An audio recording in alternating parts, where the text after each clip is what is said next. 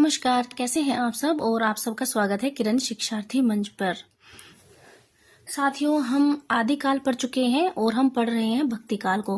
भक्ति काल में संत काव्य धारा को हम पूर्ण कर चुके हैं और आज से हम देखेंगे सूफी काव्य धारा को।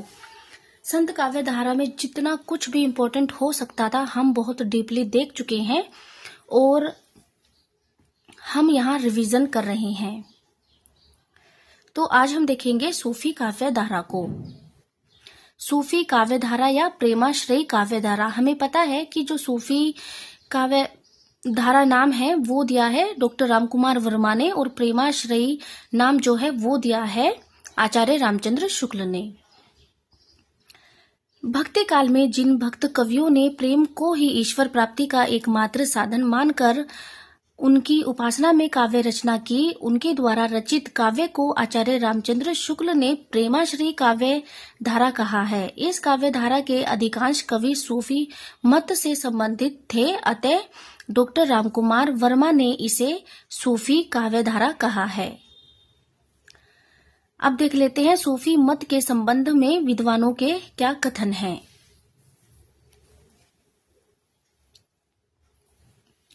सूफी मत के संबंध में विद्वानों के कथन।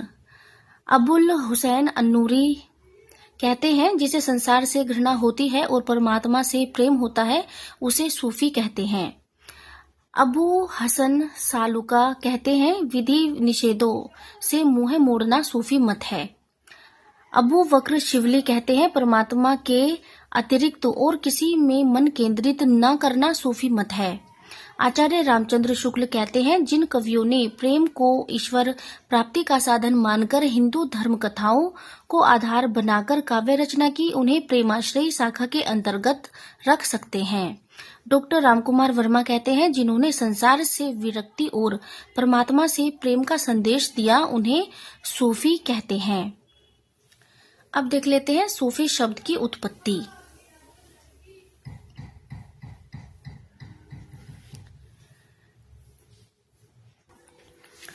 सूफी शब्द की उत्पत्ति। सूफ शब्द से सूफ का अर्थ है ऊन या जूट। संसार से विरक्ति का संदेश देने के लिए सूफ का वस्त्र धारण करने वाले सूफी कहलाए। सफ का अर्थ है अग्रिम पंक्ति, अर्थात जो अपने पवित्र जीवन व पवित्र कार्यों के कारण कयामत के दिन ईश्वर से मिलने के लिए अग्रिम पंक्ति में गिने जाएंगे, वे सूफी हैं। सूफा का अर्थ है चबूतरा, अर्थात जो मजार के सामने बने सूफा या चबूतरे पर बैठकर उपासना करते हैं वे सूफी हैं। सोफिया शब्द का अर्थ है पवित्र, अर्थात पवित्र जीवन जीने वाले सूफी कहलाए। सूफा शब्द का अर्थ है तत्वज्ञानी, अर्थात जिसे परम तत्व परमात्मा का ज्ञान हो गया है वह सूफी है। अब देख लेते हैं भारत में सूफी संप्रदाय कौन कौन से हैं। भारत के सूफी संप्रदाय, एक तो है चिश्ती संप्रदाय, ख्वाजा मोइनुद्दीन चिश्ती। 12वीं शताब्दी सबसे प्राचीन और सबसे बड़ा संप्रदाय है ये। एक है सुरावर्दी संप्रदाय, जलालुद्दीन सुर्खपोश 13वीं शताब्दी। कादरी संप्रदाय, अब्दुल कादरी जिलानी 15वीं शताब्दी। नक्शबंदी संप्रदाय, ख्वाजा अलाउद्दीन नक्शबंद 16वीं शताब्दी। यहाँ पर एक टिप्पणी भी है, भारत में सूफी मत का आगमन 12वीं शताब्दी में हुआ, किंतु काव्य धारा का प्रवर्तन 14वीं शताब्दी में हुआ। अब देख लेते हैं सूफी साधना की अवस्थाएं। इसकी 4 अवस्थाएं होती हैं। पहली है शरीयत, नासूत, धर्म ग्रंथों के नियमों का पालन। तरीकत, मलकूत, उपासना, शुद्ध हृदय से ईश्वर का स्मरण करना। हकीकत, जबरूत, सत्यबोध, भक्ति के प्रभाव से सत्य ईश्वर का ज्ञान। मारिफत, लाहूत, सिद्धावस्था, साधक का परमात्मा में लीन होना। इसकी एक ट्रिक है, हम ट्रिक से याद कर सकते हैं। ST है मेरी, तो यह हमें क्रम वाइज याद हो जाएंगे। क्या ट्रिक है? ट्रिक है ST है मेरी, नाम जला। ये भी इसी के अंतर्गत आते हैं, तो इसे हम याद कर सकते हैं नाम जला से।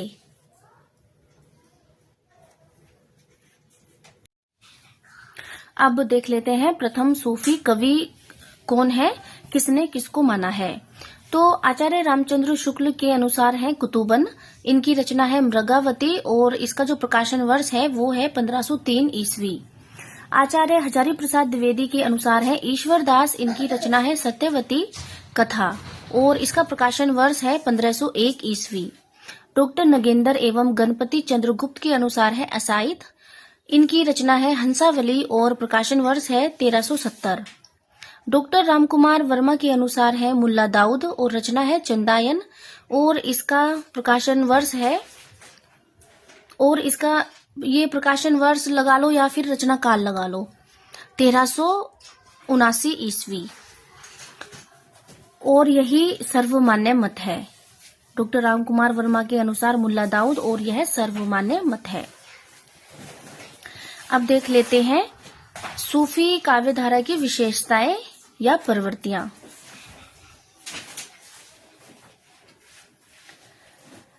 इस काव्य धारा के अधिकांश कवि मुस्लिम हैं, किंतु उन्होंने अपनी रचनाओं के लिए हिंदू प्रेम कथाओं को आधार बनाया है। इस काव्य धारा में इश्क मजाजी मानवीय प्रेम के माध्यम से इश्क हकीकी ईश्वरीय प्रेम की व्यंजना हुई है। खंडन मंडन की प्रवृत्ति का अभाव है। नायिका प्रधान महाकाव्यों की रचना हुई है। नारी के अपूर्व रूप और शौर्य का चित्रण है। नारी को परमात्मा प्रेमिका तथा पुरुष को आत्मा का प्रतीक माना गया है। अवधी भाषा का प्रयोग है। प्रबंधात्मक महाकाव्यों की रचना हुई है। गुरु को महत्व दिया गया है। कथानक रूढ़ियों का प्रयोग हुआ है। नखशिख एवं 12 मासा वर्णन यहाँ पर देखने को मिलता है। तत्कालीन लोक संस्कृति उत्सवों आदि का चित्रण है। नायिका के नाम के साथ वती प्रत्यय जुड़ा होना, जैसे पद्मावती, कनकावती, मृगावती आदि।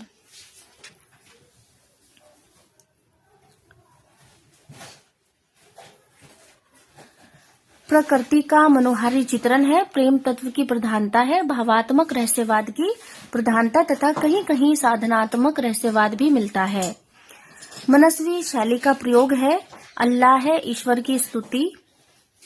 यह सब क्रम से ही है कि इनमें पहले मतलब क्या क्या चीज वो करते थे। अल्लाह ईश्वर की स्तुति होती थी, पैगंबर की स्तुति होती थी, गुरु की स्तुति, शाह वक्त की प्रशंसा, आत्म परिचय, रचना काल का संकेत, लौकिक प्रेम के माध्यम से अलौकिक प्रेम की व्यंजना, कथा का उद्देश्य स्पष्ट करना, प्रत्येक सर्ग के अंत में आगामी कथा का संकेत, प्रत्येक योजना को स्पष्ट करना, कड़वक पद्धति का प्रयोग। सूफी काव्य धारा की जो विशेषताएं और प्रवृत्तियां हैं बस इतनी ही हैं। सूफी काव्य धारा में हम देख चुके हैं, सूफी मत के संबंध में विद्वानों के कथन देख चुके हैं, सूफी शब्द की उत्पत्ति देख चुके हैं, भारत के सूफी संप्रदाय हम देख चुके हैं, सूफी साधना की अवस्थाएं कौन कौन सी होती हैं वो हम देख चुके हैं, प्रथम सूफी कवि किसने किसको माना है वो हम देख चुके हैं, सूफी काव्य धारा की विशेषताएं और प्रवृत्तियां हम देख चुके हैं। और अगली वीडियो से हम स्टार्ट करेंगे, सूफी कवियों को हम स्टार्ट करेंगे। तो मिलते हैं अगली वीडियो में। धन्यवाद।